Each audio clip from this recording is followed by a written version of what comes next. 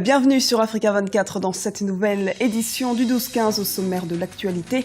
À quelques mois du 15e sommet de la francophonie de Dakar, les candidatures au poste de secrétaire général se succèdent, à l'instar de celle de l'équato-guinéen Augustin Tse-Foumou, ancien ministre de l'Information.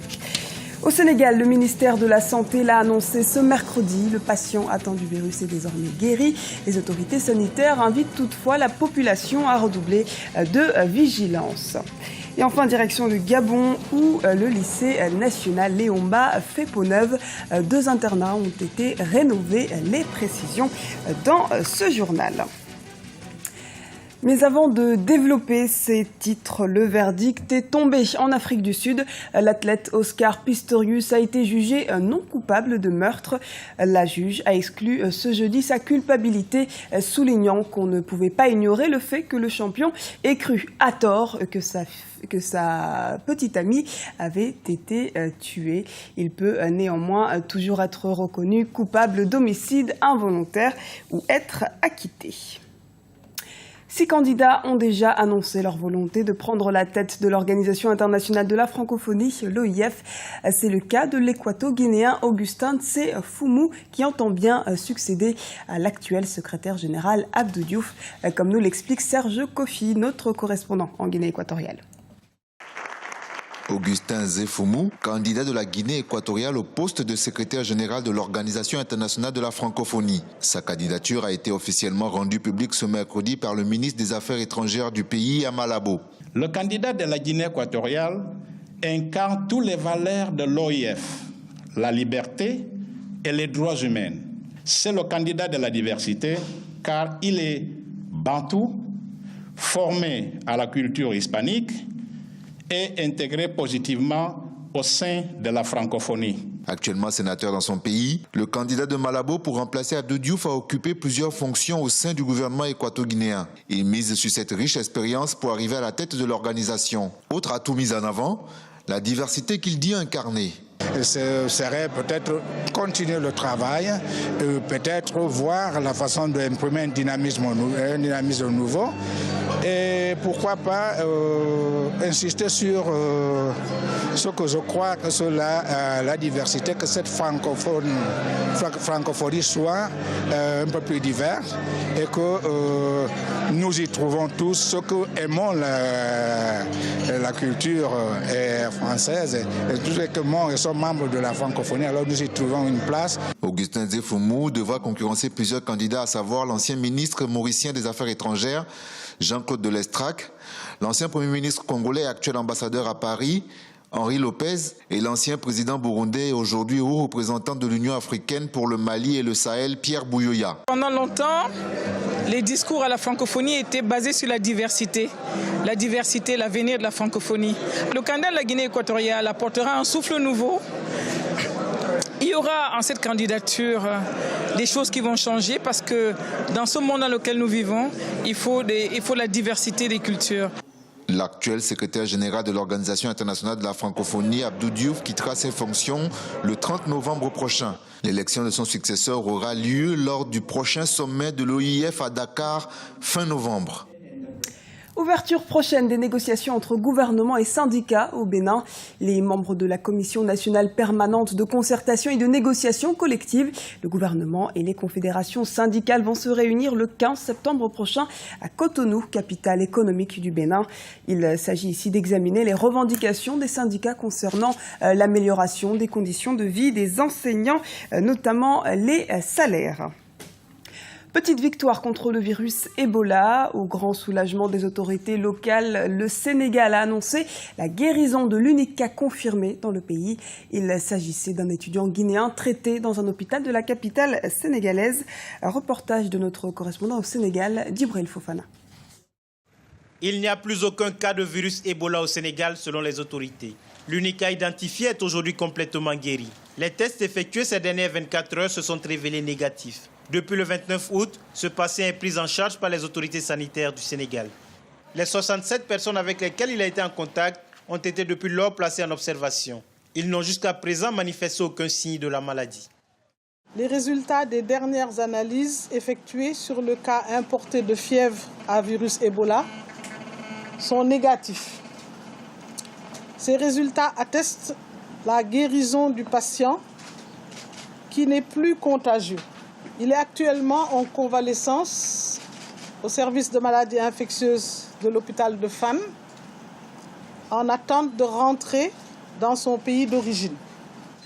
En conséquence, à la date d'aujourd'hui, le Sénégal ne compte aucun cas de maladie à virus Ebola.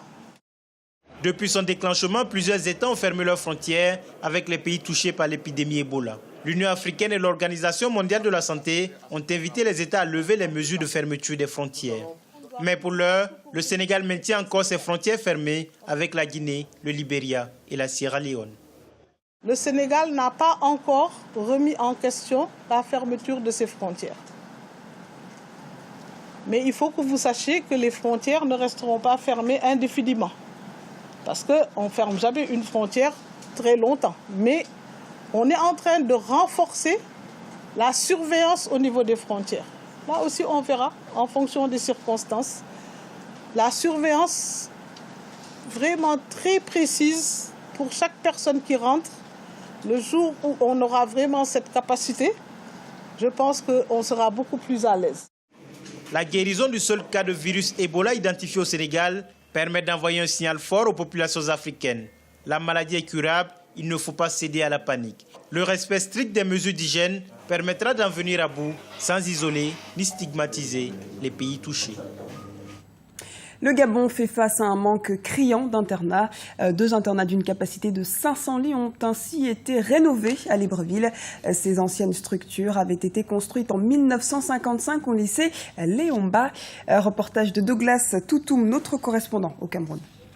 À quelques semaines de la rentrée scolaire 2014-2015, l'internat du lycée national Léomba a été remis à neuf.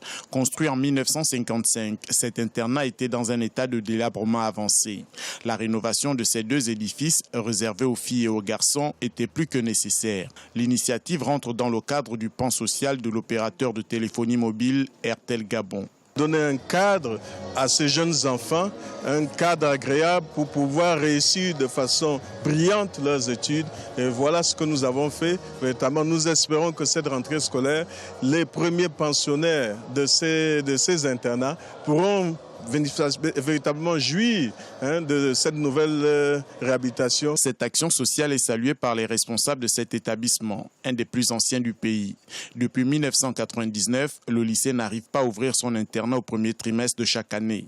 Néanmoins, au 3e trimestre, les élèves en classe d'examen intègrent les 2 internats filles et garçons d'une capacité de 500 lits et d'un taux d'occupation de plus de 200%. Mais avec cet investissement, les choses pourraient se passer autrement. Satisfaction et dire que ce que Airtel fait, ce n'est pas la première fois non plus qu'il pose ce genre d'acte dans un établissement.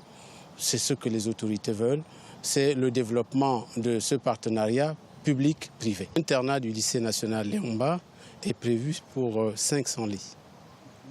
500 lits. Donc 300 chez les garçons et 200 chez les filles. La quasi-totalité des internats du pays sont fermés suite à la mauvaise gestion des chefs d'établissement. En 2010, la tutelle avait prôné la rationalisation de la gestion des internats conformément aux objectifs des établissements nationaux de référence, notamment le lycée national Léomba, le lycée d'application Nelson Mandela et le lycée de Franceville, avec un budget d'1 milliard de francs CFA. Les résultats sont toujours attendus. Des manuels scolaires à la portée de tous au Cameroun. Une bourse de livres scolaires œuvre en ce sens, notamment à travers l'échange, l'achat ou la vente d'ouvrages. Ces librairies informelles existent depuis les années 70 et constituent le principal point de ravitaillement pour les livres de seconde main. Reportage de Narcisse Ndoumbé, notre correspondant au Cameroun. Le marché de l'échange des manuels scolaires prend de l'ampleur au Cameroun. En cette période de rentrée scolaire, parents et élèves se bousculent dans ces lieux qu'on appelle ici bourses scolaires du poteau. Bien que l'échange soit devenu l'activité principale, on vend et on achète également des livres de seconde main à moindre coût, 10 à 50% moins cher que dans les librairies classiques à l'achat et de 1 000 francs CFA à 5 000 francs CFA par livre pour l'échange en fonction de l'état physique du manuel.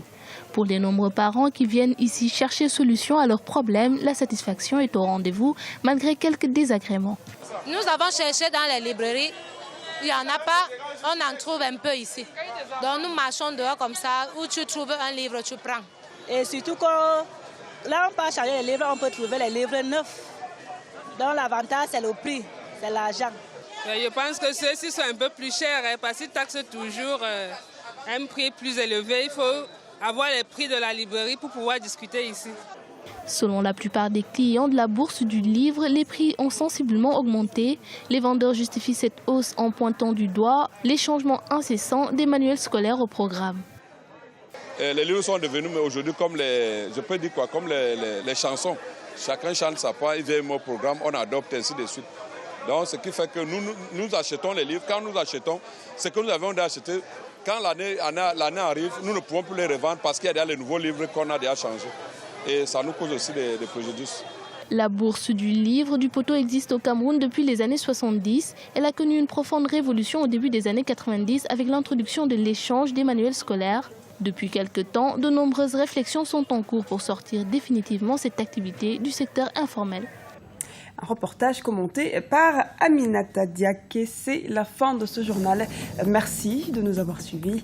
Retrouvez dans un instant une nouvelle édition de l'actualité sur Africa 24.